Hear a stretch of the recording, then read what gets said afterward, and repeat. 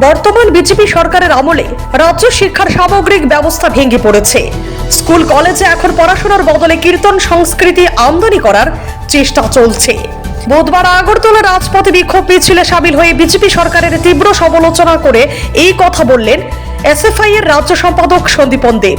শিক্ষার সামগ্রী মান উন্নয়ন সহ 5 দফা দাবিতে এসএফআই টিএসইউ এর যৌথ উদ্যোগে প্রতিবাদ বিক্ষোভ মিছিল সংঘটিত হয়। এদিন রাজ্যের সমসাময়িক বিভিন্ন বিষয় নিয়ে সরব হয়েছেন বাম ছাত্র নেতৃত্বরা।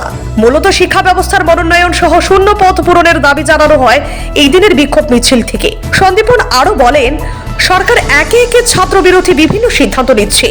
বিজেপি নেতৃত্বাধীন সরকার রাজ্যের স্কুলগুলি বন্ধ করে দেওয়ার চেষ্টা করছে। স্কুলগুলিতে শিক্ষক নিয়োগ বন্ধ, যার ফলে রাজ্যের স্কুলগুলি শিক্ষক স্বল্পতায় ভুগছে। এই অবস্থায় ছাত্রছাত্রীদের ভবিষ্যৎ বিপন্ন। এর তীব্র প্রতিবাদ জানিয়েছেন বাম ছাত্র নেতৃত্ব। যে অভূতপূর্ব শিক্ষক সংকট চলছে তার নিরসনে কোনো ব্যবস্থা গ্রহণ করছে না। সাধারণ ছাত্রছাত্রীদের অবস্থা ভয়াবহ।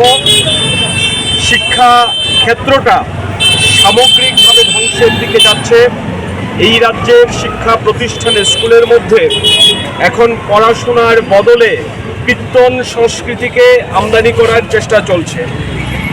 রাজ্যের শিক্ষা ব্যবস্থা সামগ্রিকভাবে ভেঙে পড়েছে, সেটা স্কুল শিক্ষা ব্যবস্থা হোক কিংবা কলেজের শিক্ষা ব্যবস্থা।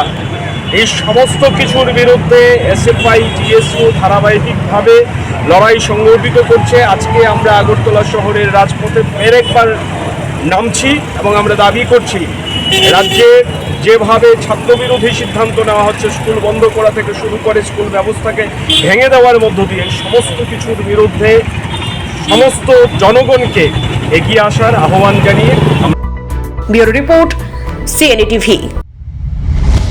CNE TV, channel for news and entertainment.